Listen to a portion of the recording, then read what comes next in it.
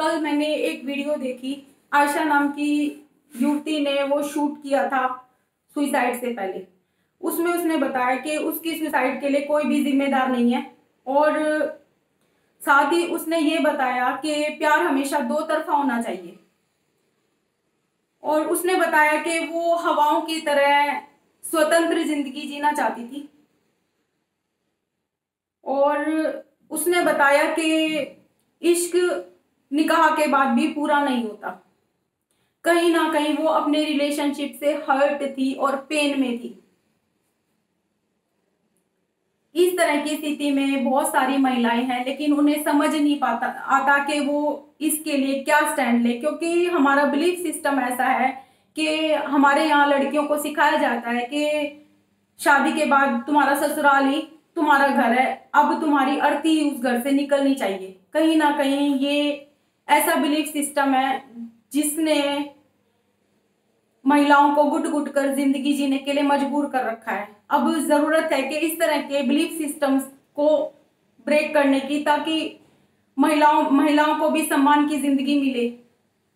और ससुराल वाले भी डोमिनेट करते हैं, मैनिपुलेट करते हैं, क्योंकि उन्हें पता है ये कहीं और जाएगी तो है नहीं, और उन लड़कियों को मायके की तरफ से भी कोई सपोर्ट नहीं मिलता। और अगर वो बाहर से किसी से सपोर्ट लेना चाहे तो सामने वाला व्यक्ति उसको समझ नहीं पाता, या फिर उसके ससुराल वाले उसे बाहर बात नहीं करने देते किसी से।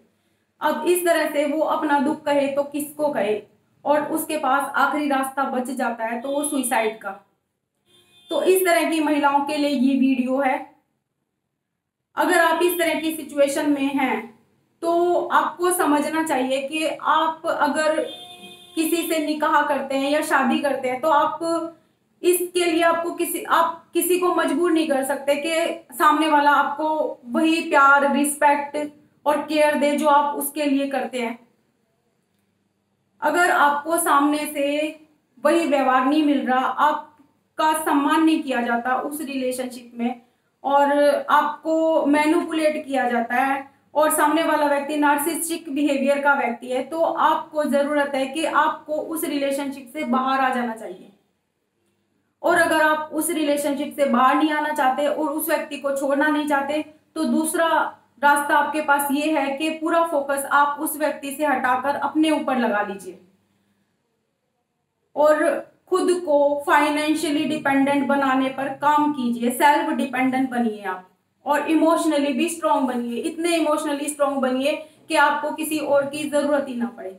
और अकेले रहना कभी भी बुरा नहीं होता, और आपको इसके लिए समाज की भी परवाह नहीं करनी चाहिए, क्योंकि अगर आप इस तरह की सिचुएशन को एक्सेप्ट कर लेती हैं तो आपकी पूरी जिंदगी इसी तरह से निकलेगी। अगर आप चाहते हैं एक अच्छी जिंदगी जीना तो खुद पर लगाइए अपना फोकस।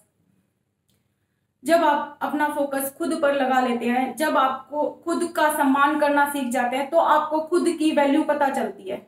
अब आपको समझ आ जाता है कि सामने वाला व्यक्ति आपको डिजर्व ही नहीं करता।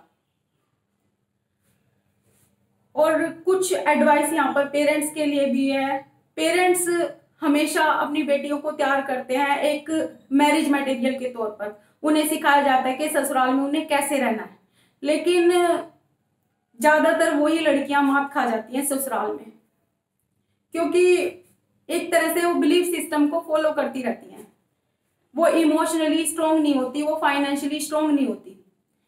तो जरूरत है कि पेरेंट्स अपनी बेटियों को उसकी शादी से पहले उन्हें फाइनेंशियली इंडिपेंडेंट बनाएं और उन्हें इमोशनली स्ट्रांग बनाएं, और समाज की परवाह ना करें। अगर उनकी बेटी किसी इस तरह के रिलेशनशिप में है तो अपनी बेटियों को सपोर्ट करे, उसका साथ दे, और समाज की परवाह ना करें, क्योंकि अगर आप अपनी बेटी को सपोर्ट नहीं करोगे तो कौन करेगा।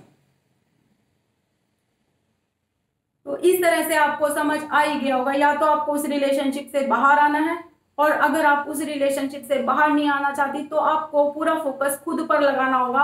आपको एक बाउंड्री सेट करनी होगी जिससे सामने वाला व्यक्ति आपको हर्ट ना कर पाए, आपका अपमान ना कर पाए, और आपको मैनिपुलेट ना कर पाए।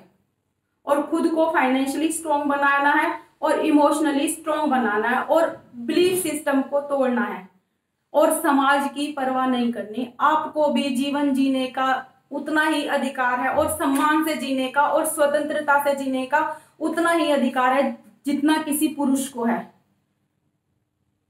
Thank you very much.